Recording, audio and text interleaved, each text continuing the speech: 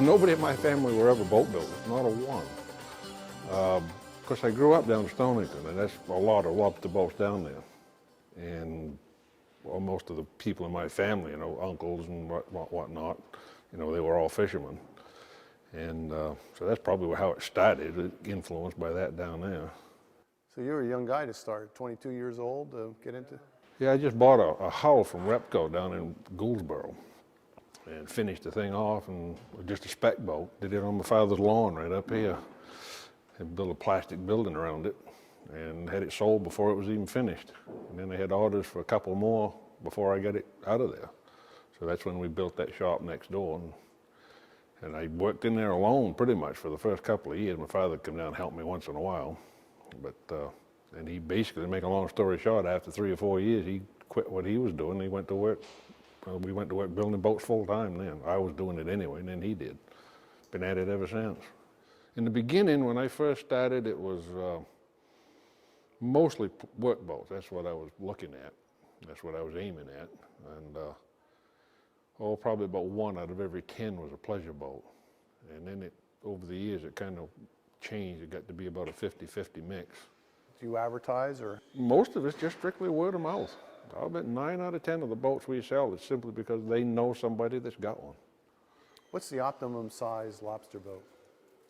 Depends on where you want to fish. Some will tell you it's over 40 feet, and some will tell you it's only 20 feet, and everything in between. I think probably as an average, most boats fall in that mid 30-foot range. Well, I noticed you guys have lobster boat races out here. How did the lobster boat races get going? I guess officially it started down in Jonesport. Of course, down there's not much else to do except race boats. So. And then it just kind of spread, and now it's way bigger than it ever was. It's kind of funny you mentioned that. A long time ago, when I first started racing, back in the early 80s, I actually had somebody from one of the propeller companies tell me that we would never get these boats above 40 miles an hour. It would be impossible. Well, we're pushing 60 now, so. The whole course is only about an honest 3/4 of a mile, a little less than a mile. Basically, it's nothing but a big drag race, all it is. You just kind of point it and punch it. As long as you can go in a straight line, you've got it made. Gathered up the trophies here a few years ago, and I had well over 100 of them, and 9 out of 10 of them were first place. So what makes a boat go fast? Power's got a lot to do with it. Hull shape's got a lot to do with it. You got to have one that's really designed for it. There's a lot of lobster boats out there. You could put all the power in the world in them, you still wouldn't get them to go over 40 miles an hour. Hey, how hard is it to put an engine in and out of a lobster boat? Well, the way I build them it's not that difficult because we build the boat so it's easy to get the engines in and out.